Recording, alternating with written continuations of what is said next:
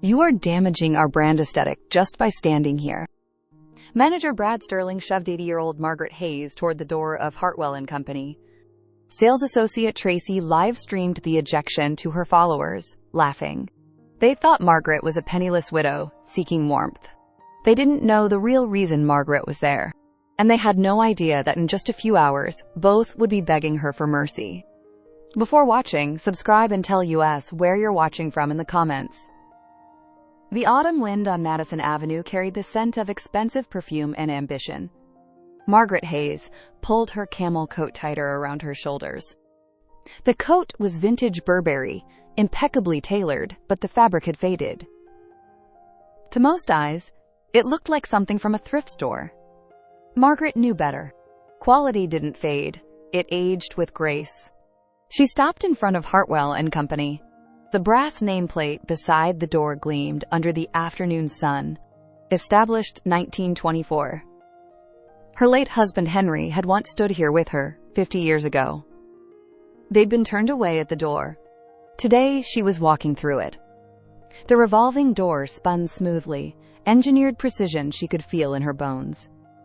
Inside, the air shifted to controlled climate, expensive leather, and fresh lilies. The marble floor stretched before her, polished to mirror shine. She took 3 steps, and her reflection followed below. To her right, the handbag section displayed rows of structured leather. To her left, silk scarves draped artfully over velvet stands. Directly ahead, a young woman stood with her phone aimed at her face. Tracy, according to her name badge, was more interested in her ring light than customers. She adjusted her blonde hair extensions, tilting her chin at an angle. "Hey guys, welcome back to Luxury Life with Tracy," she whispered to the camera. Her voice had that practiced influencer sweetness. Honey over glass. "I'm literally at work right now, but you know I always bring you the content." She pivoted, showing off a display of handbags behind her. "See these beauties? Most people walk by and just window shop." She leaned in conspiratorially. "But let's be real, if you can't afford to buy, why waste everyone's time?" A comment notification popped up on her screen. She read it aloud, giggling. Someone asked if old people come in here. "Oh, honey, all the time." She made a face at the camera. Vintage is one thing, but there's timeless and then there's time's up, you know? Margaret watched from 15 feet away, her expression neutral. She had built a career reading people. Tracy was easy. Ambition without substance. Cruelty disguised as honesty. Margaret approached the scarf display, her movements deliberate and unhurried. She reached out to touch a silk scarf, jade green with gold threading. Her fingers traced the edge, feeling the weave. Hand rolled hem, she noted. Quality work, but the silk felt thinner than it should. "Excuse me, miss." Margaret's voice was soft but clear. Tracy didn't lower her phone immediately. She held up one finger toward Margaret, finishing her sentence to the camera. "Anyway, guys, duty calls. Back in 5. She tapped the screen and turned, her smile plastic and cold. "Please don't touch the merchandise unless you intend to purchase." Tracy's eyes scanned Margaret from head to toe, a 2-second assessment. Vintage coat, thrift store. Sensible shoes, discount rack. No shopping bag, no money. "I was examining the quality," Margaret replied. "The hem appears hand-rolled, but the silk weight seems lighter than previous seasons." Tracy blinked, momentarily thrown by the technical language. Then she recovered, her smile sharpening. "That scarf costs $600. She emphasized the number, letting it hang in the air. "I am aware of the price," Margaret said calmly. "Then you're aware it's not for people on a fixed income." Tracy's voice stayed sweet, but the insult landed like a slap. A middle-aged woman nearby, holding a shopping bag, glanced over. She looked at Margaret with sudden pity, then quickly looked away. Margaret's jaw tightened almost imperceptibly. She had negotiated million-dollar deals without flinching. But this casual dismissal, this assumption of poverty, stung differently. It wasn't about the money.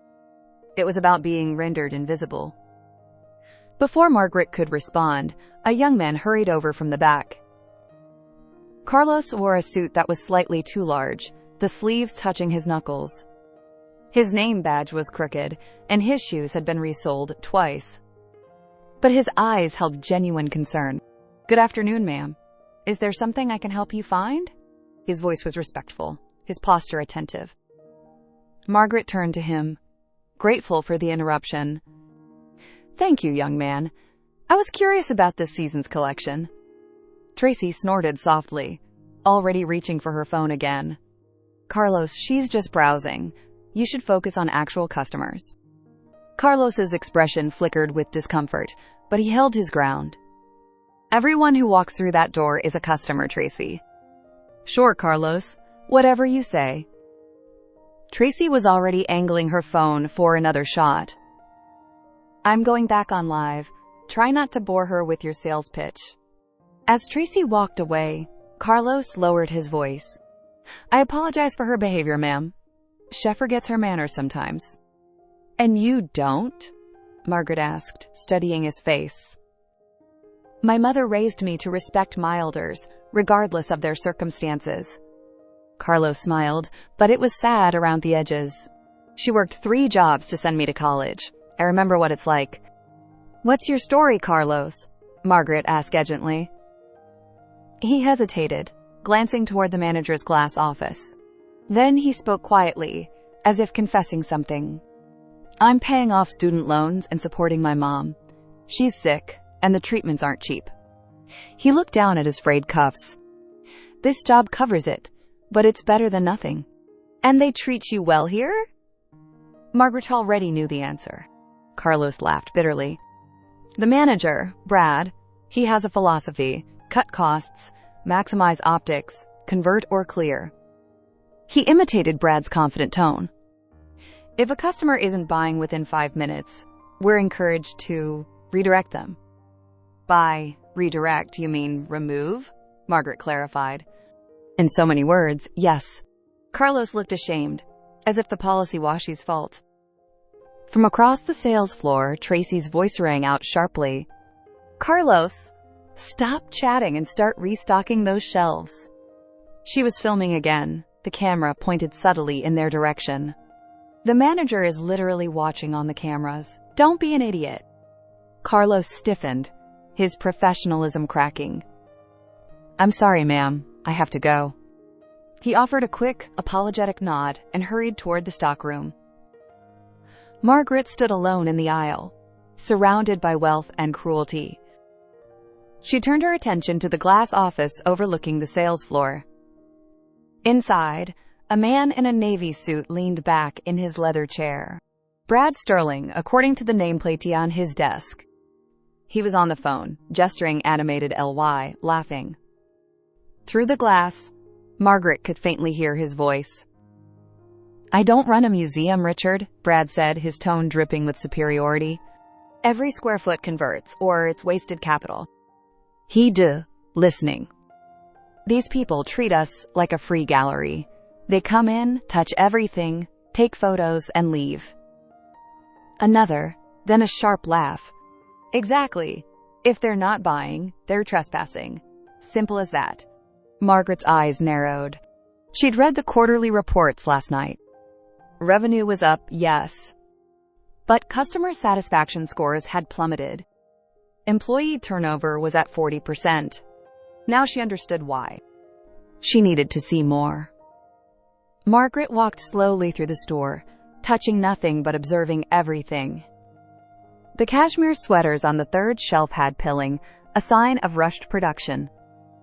The leather goods near the window had exposed stitching, cost-cutting measures. The lighting was harsh, designed to dazzle rather than illuminate.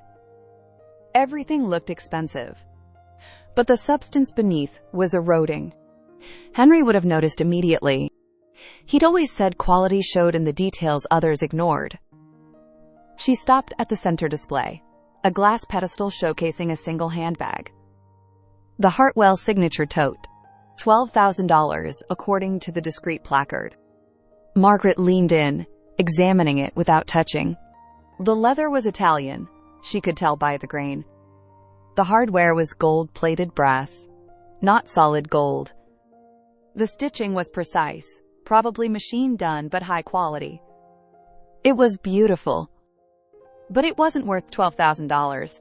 $8,000, maybe $9,000 at most. This was the problem. Hartwell & Company was chasing luxury branding without maintaining luxury standards. All image, no integrity. Margaret's phone buzzed in her pocket. She pulled it out discreetly. A text from James, her legal counsel. Wire transfer ready. Say the word. Not yet, she texted back. I need to see one more thing. She slipped the phone away and turned toward the exit. As she walked, she passed the cosmetics counter. A young clerk smiled at her briefly, then returned to straightening lipstick displays. Near the door, a security guard stood at attention, earpiece in, eyes scanning. He watched Margaret pass without expression. The doorman, an older gentleman in a crisp uniform, opened the door for her. Have a pleasant day, ma'am, he said quietly. His eyes held something different, recognition, perhaps. Or solidarity. Margaret stepped back onto Madison Avenue. The cold air hit her face, sharp and clarifying. She'd seen enough for today. Tomorrow she would return. And she would see how they handled a customer who insisted on buying. Margaret crossed the street to a small cafe with steamed-up windows. Inside, the smell of coffee and pastries wrapped around her like comfort. She ordered a black coffee, no sugar, and sat by the window. From this vantage point, she could see the entrance to Hartwell & Company. Customers drifted in and out, most leaving empty-handed. The store was beautiful from the outside, all brass and glass. But the rot was inside, invisible to passers-by. Margaret took a sip of the bitter coffee. Her mind was already working through the logistics. James had the paperwork ready. The wire transfer would give her controlling interest, 51%. She would own Hartwell & Company by tomorrow morning. But this wasn't about ownership. It was about something deeper. Her reflection in the cafe window stared back at her. For a moment, the glass rippled, and she saw herself at 25. It was 1974. The air had been crisp that October day, just like today. She'd worn her best dress, pale blue with pearl buttons. Henry had worn his only suit, the one his father had given him. They'd stood in front of Hartwell & Company, holding hands. One day, Maggie, I'll buy you the world, Henry had promised. His eyes were bright with ambition and love. I don't need the world, Henry, she'd replied, squeezing his hand. Just you. Then I'll buy you the best bag in Hartwell's, he'd laughed. You'll walk in there like you own the place. They'd climbed the steps, young and hopeful. The doorman had stepped in front of them. Not the kind man from today, but a younger version of the same cruelty. Members only today, the doorman had said. His eyes scanned Henry's cheap suit, Margaret's second-hand dress. Perhaps try Lord & Taylor. It was a lie. There was no members-only day. They'd seen other customers, less formally dressed, walk right in. Henry's face had flushed with humiliation. Margaret had pulled him away before he could argue. They'd walked 3 blocks in silence. Then Henry had stopped, turned to her, and made a vow. I'm gonna build something, Maggie. Something they can't take away. We'll build it together, she'd said. And they had. 18-hour days. Strategic investments. Real estate, technology, manufacturing. Henry had a gift for seeing value where others saw risk. They'd become wealthy, then very wealthy. But Henry never forgot that day at Hartwell's. Dignity, he'd say, whenever they made a hiring decision. Hire people who value dignity over dollars. 3 years ago, Henry had left her. Not through choice, but through the inevitability of time. His last words, whispered in the hospice room, had been clear. Take back our dignity, Maggie, for both of us. She'd kissed his forehead, promising. Now, sitting in this cafe, Margaret felt the weight of that promise. This wasn't revenge. It was restoration. She finished her coffee, placed a $5 bill on the table, and stood. The barista called out a thanks, and Margaret nodded. Time to go back. The walk across the street felt longer than it was. Each step was a decision, a commitment. She pushed through the revolving door a second time. The store's atmosphere felt heavier now, or perhaps she was more attuned to it. She walked directly to the center display. The $12,000 bag sat under its spotlight, untouchable. Margaret reached out and grasped the handle firmly. The reaction was immediate. "Don't touch that." Tracy's voice, shrill and outraged, echoed across the marble floor. She sprinted from the cosmetics section, phone still in hand, live streaming everything. Guys, this is insane," Tracy whispered to her camera while running. "That woman from earlier is back, and she's literally grabbing the signature tote." Tracy skidded to a stop in front of Margaret, breathless and furious. "I told you earlier not to touch the merchandise." "I am examining the craftsmanship," Margaret said, her voice steady. "I am allowed to inspect items before purchasing." "You're getting your—" Tracy D. searching for the cruelest phrase. "You're getting your old lady oils all over the leather." She reached for the bag, trying to pry it from Margaret's grip. Margaret held firm. "I have every intention of purchasing this bag." Tracy laughed, a sharp bark of disbelief. "With what? Social Security checks?" She turned to her phone, speaking to her viewers. "This is what we deal with, guys. People who think touching luxury means owning it." "Release the bag, please," Tracy demanded, pulling harder. "I am a paying customer," Margaret stated clearly. "You're a window shopper. There's a difference." Tracy yanked the bag again, and Margaret's grip loosened slightly. "Let go, or I'm calling the manager," Tracy threatened. "Then call him," Margaret said calmly. Tracy's eyes lit up with vindictive pleasure. "Oh, I will. Brad, we have a situation." From his glass office, Brad Sterling looked up from his phone. He saw Tracy struggling with an elderly woman over the centerpiece display. His expression shifted from annoyance to calculation. He strode out of his office, his shoes clicking on the marble with authority. Everything about Brad projected power. His tailored suit, his confident posture, his predatory smile. "Tracy, what is the meaning of this noise?" Brad asked, his tone sharp. "This woman is harassing the merchandise and refusing to leave," Tracy said, still filming. "I asked her politely to stop touching, and she became aggressive." Brad turned his attention to Margaret. His eyes swept over her. Vintage coat, sensible shoes, no jewelry visible. Assessment complete in 2 seconds. Not worth his time. "Ma'am, I'm gonna have to ask you to step away from the display," Brad said. His voice was smooth, practiced, condescending. "I am a customer examining a potential purchase," Margaret replied. "And I'm the manager protecting my inventory," Brad countered. "You've been asked twice to stop touching. That constitutes harassment." "Harassment?" Margaret repeated, her eyebrows rising slightly. "I believe you have your definitions confused." "I believe you're confused about your budget," Brad retorted. He gestured to the price tag. "This bag costs more than most people earn in 2 months." "I am aware of the price, Mr. Sterling." Brad D., momentarily surprised she knew his name. Then his expression hardened. "Then you're aware it's not for people on fixed incomes." "I run a business, not a charity," Brad continued, his voice taking on a philosophical tone. "The optics of elderly confusion near luxury goods don't drive conversions." He said it like he was explaining economics to a child.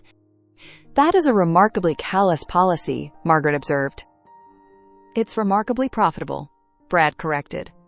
"We have the right to refuse service to anyone." "On what grounds?" Margaret challenged. "My age? My appearance? On the grounds that you're disturbing our premium clientele." Brad gestured around the store. There were perhaps 4 other customers, none of whom were paying attention. "I see no disturbed clientele, Mr. Sterling," Margaret said.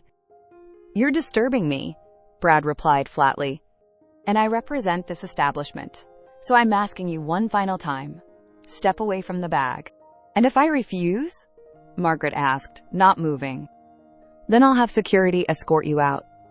Brad's smile didn't reach his eyes. "And I'll make sure every luxury retailer on this avenue knows your face."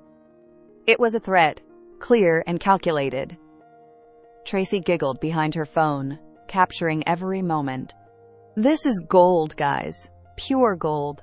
Margaret looked at Brad, then at Tracy, then at the security guard approaching from the entrance. She could fight this. She could reveal herself right now. But that would rob the moment of its full impact. Sometimes, the greatest victories required temporary defeats. Margaret released the bag. "I will leave, Mr. Sterling," she said quietly. "But remember this moment." "I'll forget you by the time the door closes," Brad laughed. "You're not that memorable." Tracy stepped closer, phone aimed at Margaret's face. "Bye, Grandma. Try the thrift store down the block." She waved mockingly, her followers eating it up in real time. The security guard approached, looking apologetic but compliant. "Ma'am, please," he said softly. "Don't make this harder." Margaret straightened her coat with dignity. Every eye in the store was on her now. The middle-aged woman from earlier looked away, embarrassed for her. A young couple near the entrance whispered to each other, shaking their heads. Carlos stood by the stockroom door, his face twisted with guilt and helplessness. The walk to the exit felt eternal. Margaret kept her head high, her steps measured. She could feel the judgment, the pity, the satisfaction from Tracy and Brad. Each step on that marble floor echoed. 15 steps to the door. 14. 13. Behind her, Tracy was already back on her live stream. Guys, sometimes kindness means protecting people from embarrassing themselves. We did her a favor. 12 steps. 11. 10. Near the cosmetics counter, a young clerk whispered to a colleague. Did she actually think she could afford that? At her age, she probably forgot where she was. 9 steps. 8. 7. The doorman stood ready, his expression neutral but his eyes sad. He'd seen this before. 6 steps. 5. 4. Tracy's voice floated across the store one more time.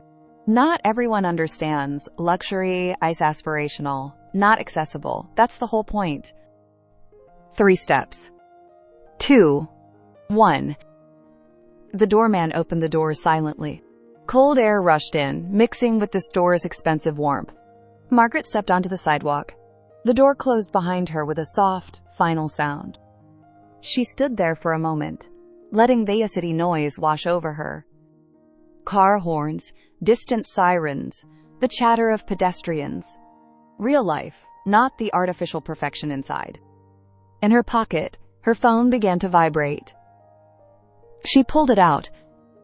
James's name on the caller ID. Margaret answered, her voice completely steady. Talk to me, James. It's done, Mrs. Hayes. The wire transfer just cleared. James's voice was professional, but excited. You now own 51% of Hartwell and Company. And the paperwork? She asked, watching Brad through the window high-fiving Tracy. The courier is pulling up now. Black limousine as requested. As he spoke, a sleek black car turned the corner.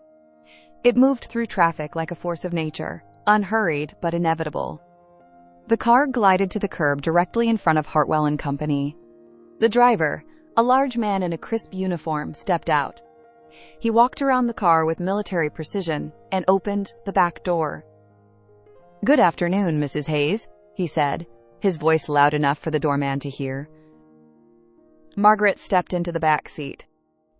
The door closed, sealing her away from the street noise. Inside, the world transformed. Leather seats, polished wood trim, the faint scent of new upholstery.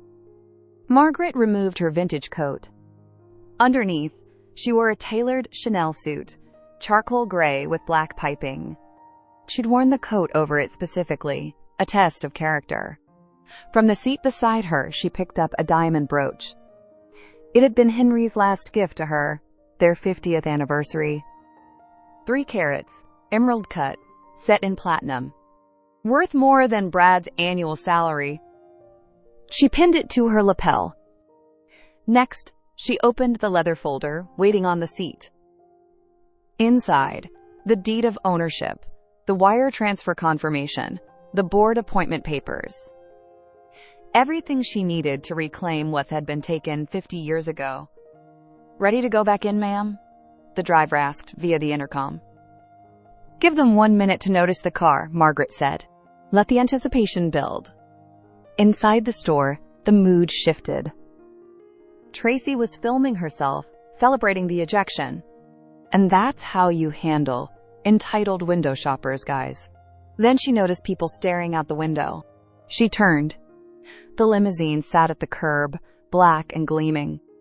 Flags on the hood indicated corporate ownership. The windows were tinted, revealing nothing. "Who is that?" Tracy whispered to her camera. She zoomed in, trying to get a shot. Brad walked over, attracted by the commotion. His predatory instincts activated immediately. "Look at the flags on that car," he muttered. "That's serious money." "Should we greet them?" Tracy asked, her demeanor already shifting. "Absolutely." Brad straightened his tie, checked his hair in a nearby mirror. "Tracy, fix your extensions. We need to make a perfect first impression." They rushed to the entrance, pushing past the doorman. Brad positioned himself directly at the door, ready to open it personally. His most charming smile locked into place. The limousine door opened. First, a cane touched the pavement. Ebony wood, silver handle. Then, an elegant shoe, black leather with a modest heel. Then, Margaret Hayes emerged. The transformation was complete. Gone was the vulnerable elderly woman. In her place stood a woman of undeniable power. Brad's smile faltered, flickering like a broken light. "You?" The word came out strangled. "Move aside, Mr. Sterling," Margaret said, walking past him. Tracy's mouth fell open. Her phone nearly slipped from her grip. "Wait, what? No, this isn't." Margaret entered the store she now owned. This time, the atmosphere bent to her presence. She walked directly to the center of the sales floor, beside the bag she'd been denied. "Stop right there!" Brad shouted, chasing after her. "I don't care what kind of car you borrowed. You can't come back in here." Margaret stopped, turned, and held up the leather folder. "I believe you were expecting the new owner today, Mr. Sterling." Brad froze mid-step. All color drained from his face. The new owner is a holding company. The Hayes Holding Company," Margaret clarified. Her smile was sharp enough to cut glass.